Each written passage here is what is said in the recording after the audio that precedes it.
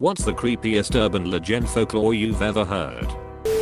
I don't remember the name of it, but there is a creature in Filipino folklore that is a beautiful woman who detaches her torso from her lower body at night. Apparently her top half flies around, landing on the rooftops where pregnant women are sleeping. It has a tongue that reaches down into the belly button of the pregnant woman and eats her unborn child. The only way to kill it is to find its lower half and put salt on it.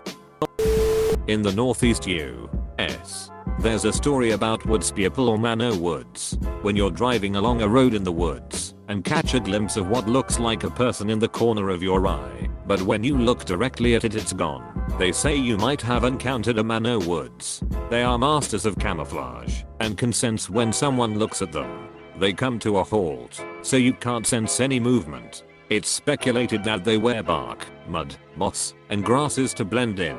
They are supposedly human, but extremely simple-minded, barely verbal. They are very small in stature and avoid contact with civilization mostly. Nobody knows where they live or congregate, but they usually move on if there's too much activity around. They're also peaceful. Around some farmlands, they will do very simple chores at night or off in the distance. They may sweep a barn floor or stack some wood, but anything more complex is beyond them. They do it in exchange for not bothering them as they sleep in the barn for a night, or for some bread and vegetables left out for them to find. They've never been known to steal or kill animals or livestock. This story relates to the Wendigo. A bunch of friends and I were out one night to do some urban exploring, hiking through woods, etc. What else is there to do when you live in bummed out nowhere? We were walking up a hill towards a connecting public park that was just kind of an open field with walking paths surrounded by dense woods. Standing on the edge of a tree line, we looked out into the open field and saw what we all thought was a deer. Not that strange. Deer are everywhere. We walk out into the field some more while watching the deer. As we get further out into the field, this deer stands up on two legs and covers about 100 yards in what seemed like only a few strides. This freaked us the duck out, and we left as fast as we could. I've been in the woods nearly all my life and I've never seen anything like that. Scary. We have one in Venezuela called El Silbón, the Whistler, typical of the wetland plains and prairies regions we call llanos. Description is usually of a very emaciated man dressed in cowboys, lanero, rags with a wide brim hat that hides his skeletal face. He roams the countryside and patches of bush at night, with drooping shoulders, downcast stare, and a heavy bag full of bones and half decomposed remains slung over his back. There are two distinctive features, however, that make him particular. He continuously whistles a high chord progression CDEFGABC that goes higher in tune with every note and is unnaturally tall and strong, with some accounts describing him as towering over 6 meters in height. His origin is not clear, with some tales stating him as an accursed parricide. But whatever he is feared by lone travelers, especially drunk or unfaithful men that travel through the country. Story has it that his ominous whistle is suddenly heard very loud and close, yet the source cannot be pinpointed, and contrary to logic, when the sound gets lower and appears more distant, it is an indication of his immediate proximity. He will then kill by strangling or by concussion and devour the victims and throw the bones in the bag. Can be seen occasionally wading over the high walls of Haciendas Fincas, and honest prayer should keep him away. Mothman. In a 13-month period between 1965 to 1966, the town of Point Pleasant, West Virginia reported seeing a winged beast with big red eyes. The last report was the beast standing on the Silver Bridge, and then the Silver Bridge collapsed. The beast wasn't reported again afterwards. Edit. Fixed errors. More of a ghost story than an urban legend, but I always enjoy sharing it. My grandfather and his 4 brothers spent their summers at their family's bay house, more of a shack, really, in Fairhope, Alabama when they were young. It was a 5-minute walk to the Mobile Bay, and growing up around there, I can personally attest to the area's long history of spooky shit. One night, my grandfather and his brothers were sleeping on houses screened-in front porch, with air conditioning not being readily available, and it being South Alabama in the middle of summer. My grandfather and his brothers are fast asleep in the middle of the night, and an old taxi drives up and parks in front of their house. A man and a woman get out of the cab dressed in seemingly weather-worn wedding attire, top hat, tails and all. The walk up to the house, and the woman scratches wood siding of the screened-in door with long fingernails, and the pair proceeds to go back and get in the cab. All the boys were awoken by the sound of the scratching, but were scared shitless to move or make a sound till morning. The next day, my grandfather brought it up to his brothers, and they all confirmed it actually happened and wasn't a dream. They called the woman the witch and claimed to have seen her multiple times throughout their lives. A few years ago, I went to see the house before it was torn down, and there were 5 scratches spaced in the same way that fingernails would leave on a wood plank. I told the owner the story, and he became visibly disturbed, telling me about an old taxi that would park across the street occasionally from midnight till right before daybreak. Still gives me the heebie-jeebies. In Okinawa there was a house near the Yuzo Onkadina Air Force Base that was abandoned. A man killed himself and his family in it. It was said to be haunted. It was even part of the ghost tours they gave on base. Reports that the outside lights would turn on by themselves and creepy things happening. One story was that a woman could be seen washing her hair in the sink in the kitchen through a window. The creepiest thing by far was that this house shared a chain link fence with the daycare building. My friend's mom worked at the daycare. Children, 4 to 5 would constantly throw toys over the fence. When asked why, they said they wanted to play with the children on the other side. All of the kids saw these other children, but the adults could not. It truly freaked out anyone who worked there. Cloneman. I lived right outside Pittsburgh, Pennsylvania as a teenager, in a little, poor, town called Swissvale.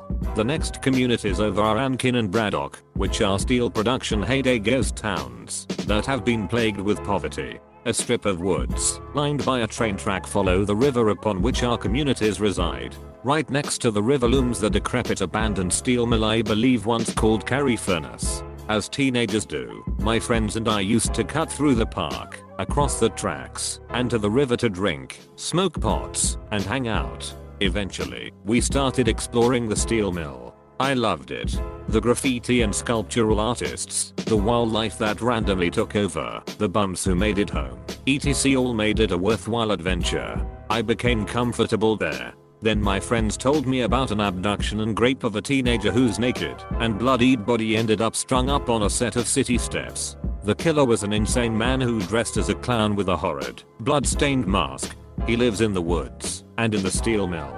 He walks the tracks with a butcher knife he hasn't even bothered to clean. Don't come here alone. I got into a fight with a boyfriend one night and stubbornly decided to walk alone from the river, across the tracks, and through the woods. I got to the tracks, turned and looked at the steel mill. Further down the tracks I saw a figure. I couldn't see a face, but the baggy pants were rather clown-like. I ran like you wouldn't ducking believe. I've never felt fear like that before. It was probably a bum. But who takes chances with an urban legend like that? Skinwalkers. Hands down. During a short-term job, I was housed near a reservation and one night, I swore I saw a coyote running across an open space about quarter mile out on its hind legs. I told the locals about it, and they told me about how things like that happen out here, and that I shouldn't speak of my experience freely to anyone. One of them introduced me to a healing man of a tribe, to make sure I was cleansed of bad spirits in case the encounter marked me in any way. He told about terrifying encounters that other people have had with these creatures and to not think about them or seek them out while I was there, or they would know. Seriously creepy stuff. I didn't have another encounter while I was there, thankfully. When I left, the locals told me I was very brave and had a strong mind, so yay. Not so much an urban legend as a ghost story, but this one always freaked me out as a kid. My mom used to be friends with a kind of druggy woman. She had 2 kids, Brian and Sarah. Sarah was a really cute girl. She was in 9th grade when I was in 2nd. Anyway, Sarah's mom was a druggie and her dad was an alcoholic, but other than that he was a good guy and took really good care of both his kids. The druggy mom and the alcoholic dad divorced back in the early 2000s. The dad got custody of Sarah, the mom of Brian. The dad started dating someone new soon after the divorce, and Sarah was old enough that she had a boyfriend then as well. Sarah was probably 17 or 18 when this story happens. It gets pretty foggy during the night, where I live during certain seasons, and one night the dad, his girlfriend, Sarah, and her boyfriend, had gone out to see a movie and to dinner at Applebee's. The dad and his new girlfriend had both gotten a little drunk, but not drunk enough to call a cab. I live in a rural area, so people know the back roads. Long story short, the dad took a turn too quick and plowed his car right into a tree. Sarah was apparently knocked for a loop, but she was conscious immediately following the crash. She managed to get out of the car. She had cut up an arm and her leg, and was bleeding pretty bad. Sarah says that her dad and her boyfriend also got out of the car with her. The girlfriend was apparently dead in the front seat. She said her dad told her and her boyfriend to go get help while he tried to help his girlfriend. Sarah says that she and her boyfriend climbed the bank to the road and ran half a mile or so to the nearest house. The cops were actually able to follow Sarah's blood trail later. She said that she kept getting really tired and falling on the road, but that her boyfriend kept helping her up and telling her not to go to sleep yet. She got to a house and knocked on the door. Obviously the people there called 911 and the paramedics got there quick enough to stop Sarah's bleeding. Sarah said she kept telling the paramedics to help her boyfriend and her dad, and they told her they were going to, but that she had to tell them where the accident was. She did, obviously. Anyway. Turns out Sarah's dad, his girlfriend, and Sarah's boyfriend died pretty much instantly when the car hit the tree. Her boyfriend had a broken neck, and the dad and the girlfriend were in the front seat, and probably were crushed by the force of the car hitting the tree. When the cops and the paramedics arrived, all three of them were still strapped into their seats. Duh. I haven't talked to Sarah in a long time, probably 10 years, but when we last talked, she still believed that her boyfriend's ghost saved her from bleeding out on the side of the road. There is a local legend about a campsite I used to go camping at here in upstate New York. Legend says that there is a man they call the H-Man that lives out in the woods near the campsite. One year a group of Boy Scouts were camping out there, and one of the boys went missing. They didn't find him until they started packing up to go home. As they were cleaning up and packing up their belongings, they found the missing kid. He was dead under one of the mattresses with an H carved into his chest. They say when the H-Man kills campers, he carves an H into your chest. Growing up camping here, all of us kids were terrified of the H-Man.